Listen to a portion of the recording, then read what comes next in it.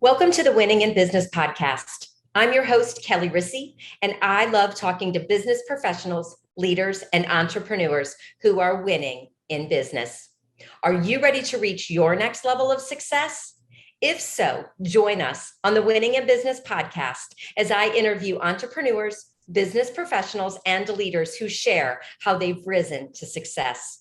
Before we begin, go ahead, hit subscribe and the notification button so you'll be notified each time a new episode is released. Plug in and settle in. You're about to be inspired to rise up to your next level of success. All right, welcome back, listeners, to the Winning in Business podcast. This is Kelly Rissy, your host, and I am super excited with my guest today. I have Mike Baue with us today. He is a husband, father, pastor, musician, pilot, business and life coach, and business owner. He serves as vice president of the Cottleville Weldon Spring Chamber of Commerce and volunteers with the City of Weldon Springs, serving on the Parks and Rec Advisory Committee. He served as worship pastor and associate pastor with St. Charles River Church and is a member of the First Capital Lions Club. Mike rose from bankruptcy, building two separate million-dollar businesses in different industries, basing his success on the love of people, faith in Christ, building teams, and the power of influence. So as you can see, we are going to have a dynamite conversation today. So Mike, welcome to the podcast. Thank you. Glad to be here. I'm excited for this. Yes, excellent. So, just reading your bio, we have so much to dive into. You talked about you rising from bankruptcy, building, two multi-million businesses. Let's start with the question of how did you get into doing what you're doing, and then kind of what all led you to that? Lead us through the path. Okay, so that's a really long, crazy story, but I'll shorten it. Okay. So when I was in my 20s, I was pretty irresponsible. I was a touring, traveling musician. That was my job. I say I didn't have a job. That was my job. I didn't become a rock star. So coming up on age 30, I decided I better get a job. Matter of fact, God spoke and he said, get a job. So I got a job. True story. I was living in my sister's basement. I'm 29 years old and I woke up in a cold sweat and I'm like, what was that, God? What did he say? The first thing I ever heard God really say to me, where I heard his voice, was get a job. So I called my buddy who owned a staffing company. I'm like, hey, Pat, I need to get a job. Can you get me a job today? He's like, sure. I'm like, yeah, cool. God spoke. I got to get a job today. He's like, God, what? I said, never mind. Get me a job. Mm-hmm. So I got a job and I worked for a subcontractor for Ameren, the local utility here. And I quickly rose into management. And then I did that for about 7 years. And I was recruited into a role at Citibank and got into the finance world and started doing very well there. And then I developed really bad back pain. I had chronic low back pain. Turns out I have a degenerated L5. I didn't know. Well, at the time I smoked and I quit smoking and I started running to get healthy. And as I'm running, my back just kept getting worse and worse and worse. And you know how us dudes are. We're like, well, it hurts. I got to do it more so it quits hurting, right? Like now I know better. I don't think that's only a male thing. Just right. FYI, Okay, yeah. Cool. But I can only speak from a dude perspective. So anyway, my back's hurting really bad, and after a while, like literally, I couldn't get off the floor. True story. I mean, I'm not one of those guys that uses the word literally all the time. Mm-hmm. I literally couldn't get off the floor. And I went, found a chiropractor that would see me. And I went to a chiropractor for years. This was like 10 years. And my pain was consistent. And we're having kids and I couldn't play with them. I couldn't, play catch with them. I couldn't play soccer with them. I couldn't ride motorcycles. I couldn't do stuff that I love to do. And okay, I just shortened like a 2-hour story. Okay. So my friends opened an OsteoStrong in Creve Coeur, and they invited us to the grand opening. Really long story short, they gave me a free membership. They're like, I said, well, will it help my back pain? And they're like, I don't know, let's try. Yeah. So I went for about 5 to 6 months and my back pain was gone. And now to this day, that's 6 years ago, I've been 100% pain-free for 6 years. OsteoStrong literally saved, there's that word again, it saved my physical life. And I began, I could play with the kids. I could roll around on the floor. I could kick a soccer, all the things that you love to do with your kids. And this is a silly story, but it's one of those classic stories where I loved it so much, I bought the company. And I knew I had to open one. And I opened the O'Fallon location in 2017, the St. Peter's location in 2020. So still 100% pain-free. So that's how I got into this. My background is not medicine. It's not wellness. My background is finance and music. I'm a college dropout, just trying to make my way. And part of the story is when I was 45 years old, I began loving my career less. Now, this is while I had a lot of back pain. So I began loving my career less. And I began praying, God, what do you want me to do when I grow up? And I was 49 when I opened OsteoStrong. And it's clear that's what I'm supposed to do when I grow up. So I still hope to grow up one day. Yes, excellent. So, Mike, just with what you've told us about this whole journey, what are some of the big ahas? And that can be like skills, quality, mindset, whatever that is for you that took you from living in the basement to being so successful, because it takes some shifts. And I know, you mentioned, like, I heard from God. So then you followed that action. And what else? Like what if somebody came to you that you were mentoring, what would you tell them they had, like 3 to 5 things that made you successful that you recommend? Oh gosh, I wrote down some. Oh, I got my homework. Okay, good. But as we're talking, I just thought of the number one is doing what you're supposed to do, doing what Christ has called you to do. Now, I was 49 years old when I figured out, 48. So if that's not encouragement for people in their 20s and 30s and turning 40, and you're not, and you're not hitting the magic or whatever, just keep at it, keep praying and keep listening and grow closer to Christ. And that's the biggest thing. That's like paramount number one. But here are some things that I picked up along the way. So I now am a huge, and you're going to love that I'm saying this. Okay. I'm a huge proponent of coaching. Yeah. And I used to not be. I used to be one of those guys that, like, literally, I say literally all the time because I primed the pump. So I am one of those guys that I would always just figure it out. Jack of all trades, master of none, right? So one of the big things I learned is I don't know what I don't know. And no amount of searching in the dark is going to find it for me. So that coaching relationship, that mentorship relationship. And it's funny because I started doing coaching before I actually became a coaching student. Yeah. And once I became a coaching student, I became a way better coach. And I became a better businessman. I became a better husband, father. I became all these things better. I still got a long way to go, but I'm better. So you don't know what you don't know is a big one. And in order to level up in business, you just got to hang around smart people. Business wise, I want to hang out with people who are way smarter than me, way more successful. Now you have to define your own roles or your own definition of success, right?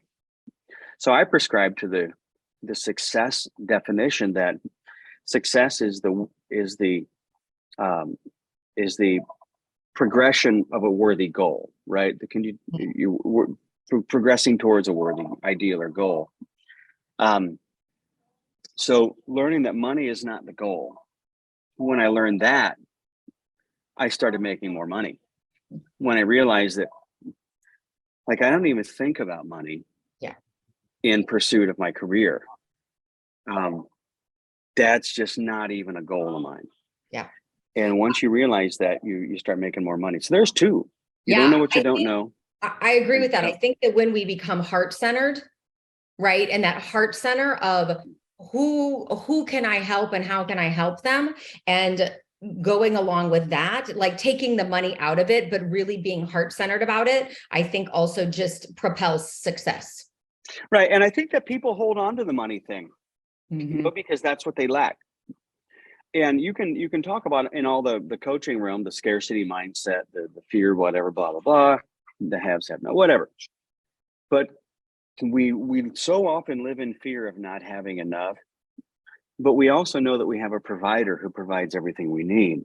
Mhm. So letting go of the dollar and understanding, I mean, there are economic reasons to not chase a dollar too, because a dollar is worth, cash is essentially worthless. Cash flow is valuable, Right. right? So Right. it's like, if Yeah. you're sitting on $1 million cash, tomorrow it's going to be worth less than it is today. Yeah. But if you take $1 million and invest it into a business that's adding value to society, well, then you're going to have cash flow, and that's going to increase with time. Mhm. So I'll add one more thing to what you said about coaches. So I can tell you for myself as a coach, I have a coach. Actually, I have multiple coaches, and I will not hire a coach that doesn't have a coach, because if you're a coach and you don't have a coach, do you really believe in coaching? Like, that's my right. whole thought around that. You know what I mean? Because we all Can have I get an amen? spots. As a coach, Yes. I have blind spots, and I need a coach to help me realize my blind spots so I can grow. And the more I grow, the more I can help my clients grow. Right. So Right. that's my philosophy around that. So did you get a coach before you became a coach, or did you become a coach and then got a coach? I had a coach while I became a coach, and then continue to have coaches. Right. Yeah. Yeah. That's awesome. Now, mentorship is another thing. You may not have it, a lot of people don't like the word coach. Yeah. Some people love the word coach. It doesn't matter. You have somebody that's pouring value into your life. Mm-hmm. And then the beautiful thing about it is when you look at that from my favorite lens, which is my lens of faith and spirituality. When you look at that, it's this flowing river, right? Your coach is pouring into you, Yes. and you're filling up. And then what happens if the pond just sits there? It gets stagnant. Mm-hmm. It's got to go out the other end. It's got to come in and it's got to go out. And that's a healthy environment, a healthy ecosystem for growth. So it's got to come in and it's got to go out. You have to have both sides. You got to be teaching and you got to be learning.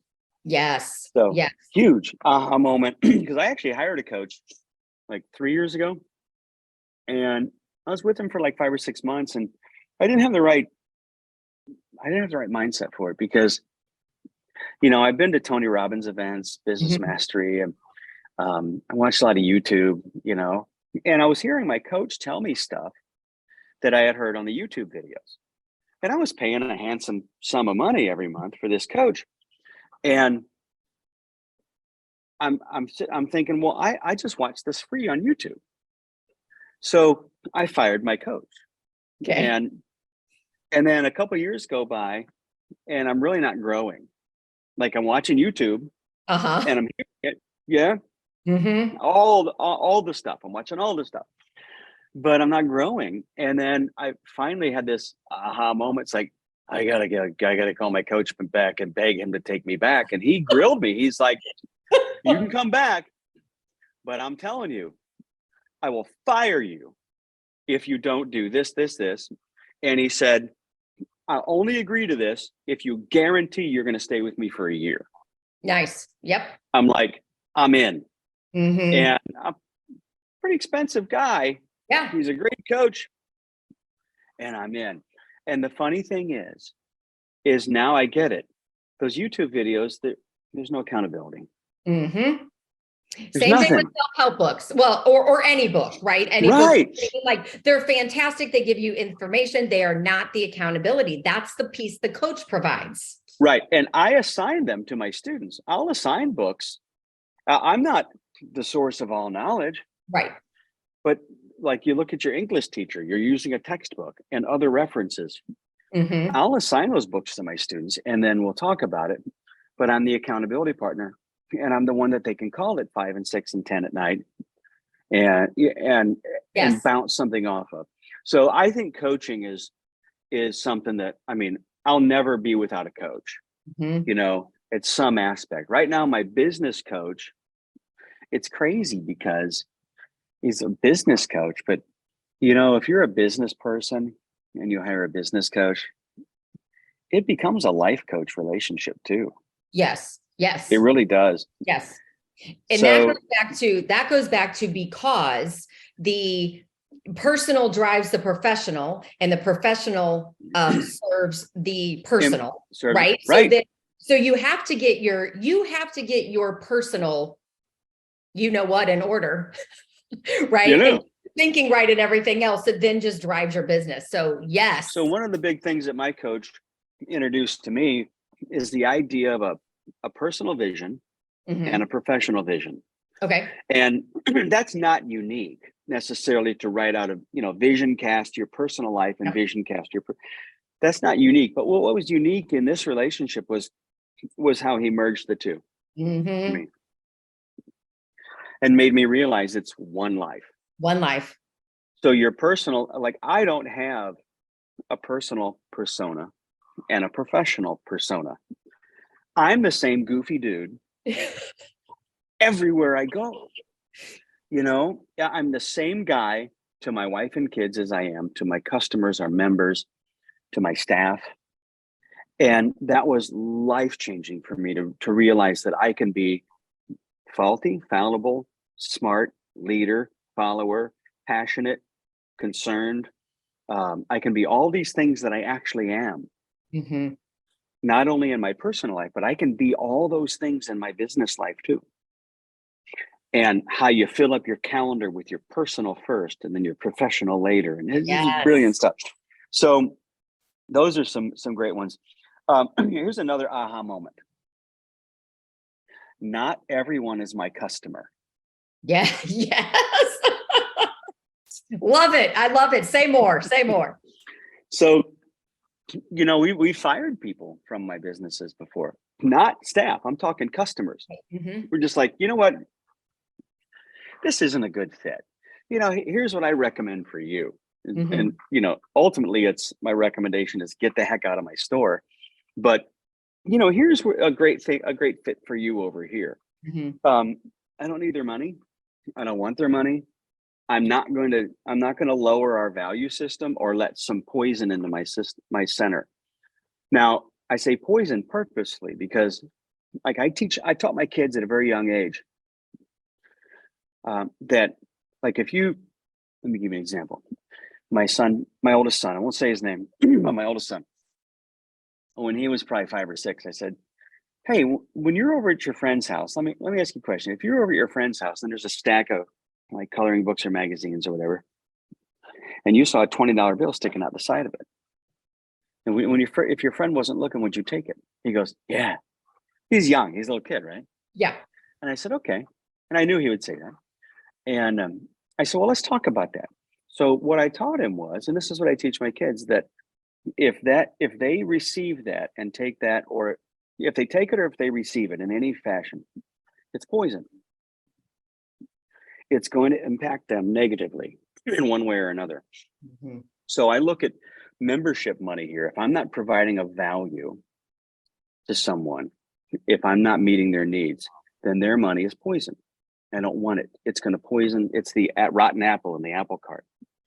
And I take that even further and I spread that out to if somebody is poison in my center, if their attitude is crappy, if they're interfering with the flow of our other members, for whatever reason, their money's no good here. It's poison to me. I have to send them off. So not everyone is your customer. Attitude, culture, stuff like that. Another big aha moment was the value of the tribe. Yeah. So my business is a membership economy. People sign up and they sign up and their monthly membership drips into the account and they come in weekly for a session. I thought that was my tribe. It's not. The tribe is the spirit in the building. The tribe is the warmth that people bring to each other when we do our sessions. There's one component to our session where people sit around this thing called a biocharger and they talk and they get to know each other.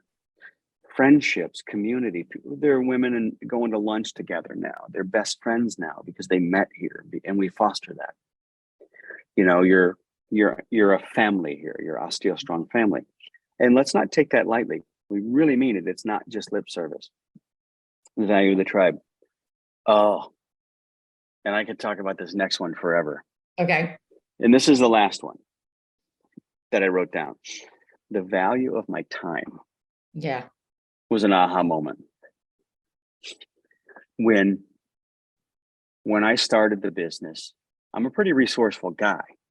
So I signed up for QuickBooks and I'm like, I don't know how to do QuickBooks, but I'll figure it out.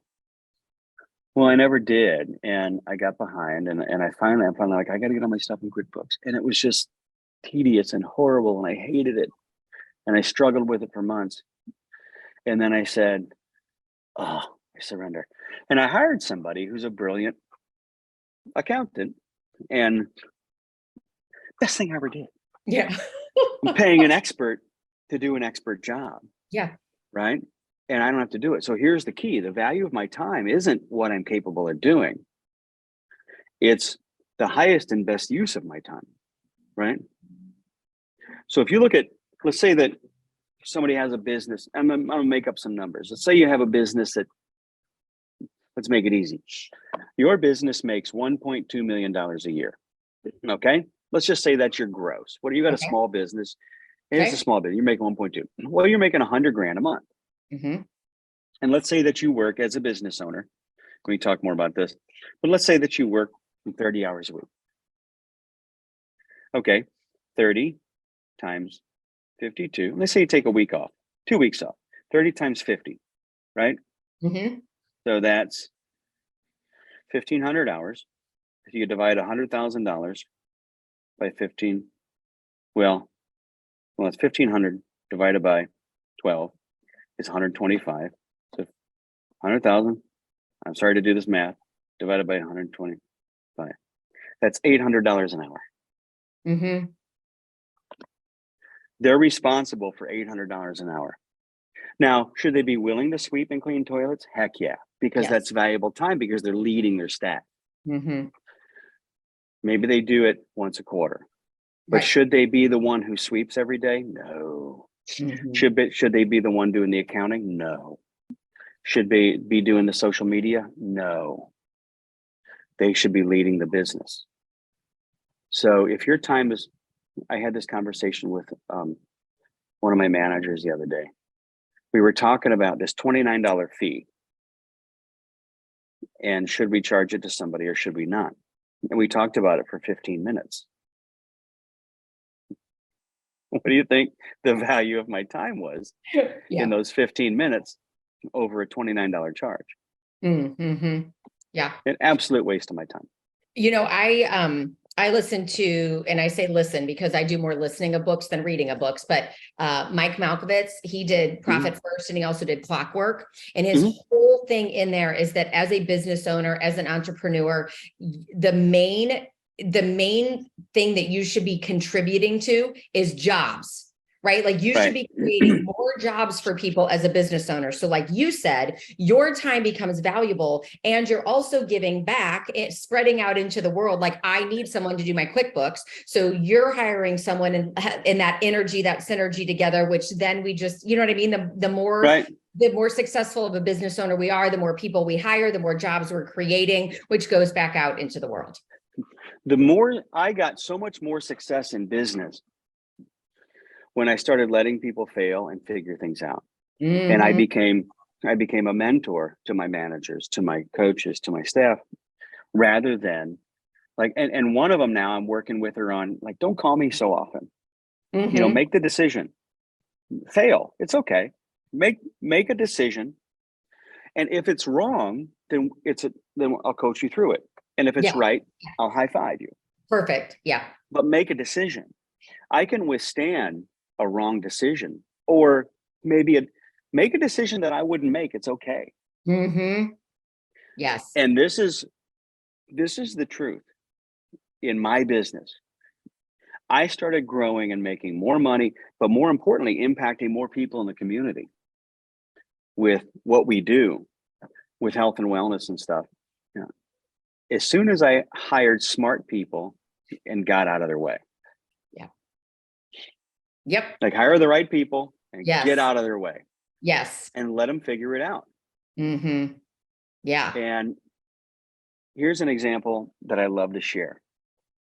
One of my managers, she's been with me about 3 years. I just promoted her to manager this year. Her first year with me, after her first week as a session coach, I asked her, "Hey, how's it going? You know, how's the job? You like it? Is everything working out okay here? You know, give me your feedback. I want to learn and grow.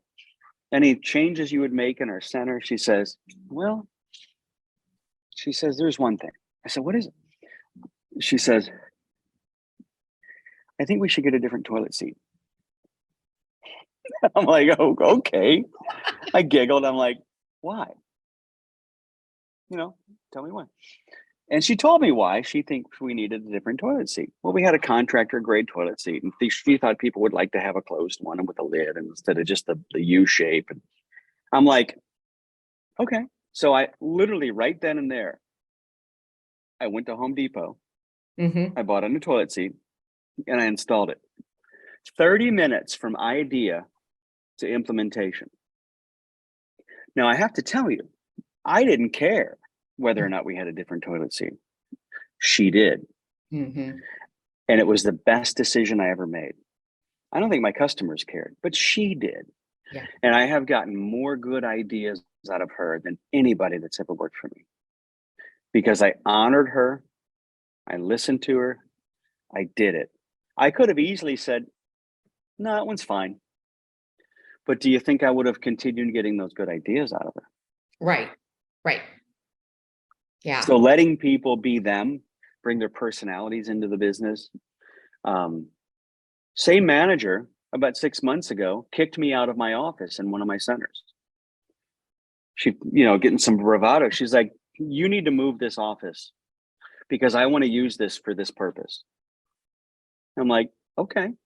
So she kicked me. She took over my office, and now it's a revenue center. That office, which was my office, is now generating revenue. Now, I didn't think of it. She did. Excellent. So the value of letting people be them, hire smart women and get out of their way. Like, seriously. Yes. Yes. And I love that. And being open to the ideas. That's great. So you gave us some great tips. So let me ask you this. What challenges do you still face as a business owner, and even just, personally, like managing it all? The biggest challenge is understanding what my job is. I don't come from entrepreneurialism in my family history necessarily. My dad had a small business that wasn't very successful. He did okay, but I don't have that in my history. So, like, trying to figure out what CEO means of my business, the Mm-hmm. role changes. It's like, how do I best manage my time? So it's like reinventing my role as CEO every day. I haven't really got that mastered, Yeah. Yes. Yes. And Um, go ahead. go ahead. No, you go ahead. No, I was going to say, like, what are I'm so curious about this question, Mike, because I want to know what your goals are, because I don't even remember if we said all this in your bio. You are a pilot. You are a musician. You are constantly doing, like, you are always on the go. And as someone who knows Mike, this man is full of energy. He is just such a giving, caring person. So, like, what's next for you? I'm dying to find out. That's really sweet of you to say. Well, I like to continue to grow, but part of my story is, a lot of businessmen and women, we have imposter syndrome. We always feel like, we're not worthy of our success, or I can't make it to the next level, and that's why coaching is so important. But, like, I don't even know what my next level is in some regards, but in other ways, I have goals and dreams, and I have a vision. I've update my vision casting every few months. Like becoming a pilot, that was later in life. I swore I never wanted to be a pilot. Well, a couple of years ago, I just took a kind of a joyride in a small plane for fun. And as we were coming in for landing, what I felt like was like the plane was standing still, but the ground was coming up at us. Okay. That was exhilarating. I was 52 years old at the time. I'm not a thrill seeker. I'm a safety minded guy. I'm a safe dude. But this was exhilarating. And the pilot just greased the landing. And I'm like, I got to do that. But a big part of that was just satisfying my nerdy sensibilities. I love spreadsheets. I love geeking out on on physics and aeronautics and weather, and I just continue. I have a friend who's a tremendously successful businessman in the trades. I think his business does somewhere between, I don't know, 8 and 10 million a year. This guy pushes himself to, he's a master of this trade. Now he just got his master certification in a totally other trade. He's a commercial pilot. He's getting it. He's a, he's just like, this guy puts me to shame. But it's just that I love to grow as a human, and I love being an example for my children that life is always for the living. So with OsteoStrong, we help people stay strong and vibrant, strong foundational strength, biomechanical tissue regeneration, right? So help you stay strong and mobile. Well, that's the physical, but what about the mental and emotional? I think that we need to be constantly learning. I will never retire, ever, ever, ever, ever, ever retire. I'll always do something. I want my life to go up, up, up, up, up, up, up, up, up. And then I just want to be hit by a truck. Well, don't say that. But you know what I mean? Yeah. Like you want, God willing, yes. You will never see me decline. Correct. Yes. Yes. I'm always going to be climbing a hill. And that's an example for my kids that even when you're 50 and God willing, 60, 70, I'm still learning. I'm still getting certifications. I'm starting a business. But I'm resting. There are some weeks I work 60 hours. There's some weeks I work 3. Yeah. I love that flexibility as an entrepreneur. But I love scheduling time to grow. So that's why. And my biggest accomplishment that I'm so grateful for is heeding the call of ministry some years ago as an adult and going back to school and becoming Reverend Mike Baue. That's my biggest accomplishment, because that's my, profession of faith. Now, not everybody has to become a pastor, but that's what God called me to do. And that's my, like, above this is pastor. Yeah. That's the most important role I have. And then comes all the other stuff. So yeah, there's 24 hours a day. And I sleep like a baby. I sleep good. If I sleep 8, that leaves 16 hours a day. And people so dramatically underestimate what you can do in 16 hours. Right. Yes. You can do a lot of things in 16 hours, right? You do a lot. I think the biggest thing is that, you can do a lot of things in 16 hours when you're not distracted by social media, by Netflix, by all, right? You know what I mean? I'm as guilty as the next too. I'll get up in the morning, and that's like part of my morning routine is personal development every day. Like sometimes 2 to 3 hours of personal development. There's days I get up and I'll get on I like doing reels. I like Facebook reels. Yeah. Okay. I'll get on the reels and I'll scroll through, and it's like an hour later. I'm like, oh Lord, I just wasted an hour of my time. Yes. So I'm as guilty as the next guy. You don't have to be perfect. You just have to keep going. Yes. And if you get caught in that trap of wasting time, stop, forgive yourself, and do something better and move on. Yes, for sure. Yeah. Awesome. Well, good. Anything. So let's wrap this up here. I do want to make sure that we lead our listeners to connect with you. So where can people connect with Mike Baue? I'm on all the socials. Personally, you can find me, Mike Baue, on Facebook, LinkedIn. You can find OsteoStrong on Facebook and Twitter, and me on Twitter. You can find us on Instagram. Just Mike Baue. I'm a very public guy. You can connect with me, send me a message. I will respond. I know we got to go, but I want to tell you. Yeah. My coach told me for a year to hire a personal assistant. And I kept saying, no, that's stupid. That's pretentious. I don't need a personal assistant. That's ridiculous. And then he threatened to fire me if I didn't. And I hired a personal assistant. And I want to tell you, every business owner, I don't care who you are, needs a personal assistant. And you can find them. Maybe you only need 5 hours a month. Maybe you need 5 hours a week. Maybe you need 5 hours a day. Hire an assistant to do it's really valuable stuff, but the low value stuff. Mm-hmm. My assistant does my scheduling. She responds to emails for me. She does. I just asked her yesterday to go through my Facebook and delete everyone without a profile picture. Yeah. Why would I spend an hour doing that? Right. When someone else can do it. When I can give her $20 an hour to do it. Right. I tell you, Mark and I hired a chef.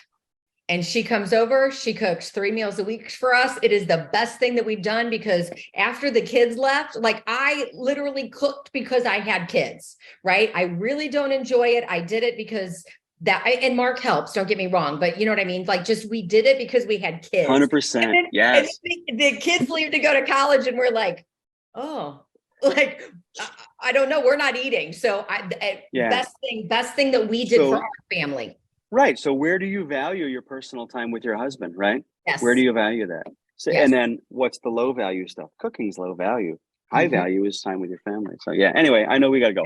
Oh, that was awesome. Okay. So, and Mike, I think you also said that if you don't know about OsteoStrong, I want you to go to the website and look at it because no matter where you are, they have locations everywhere. If you're in the St. Louis area, we want to or the St. Charles area, like get to an OsteoStrong. It is so impactful for your body. It's just fabulous. Life-changing. We got locations in St. Peters and O'Fallon. You can call me directly. I've lived in St. Charles area my whole life. Google me, find me. Yes. So anyway, do that because it truly can help everybody. So let's put that out there.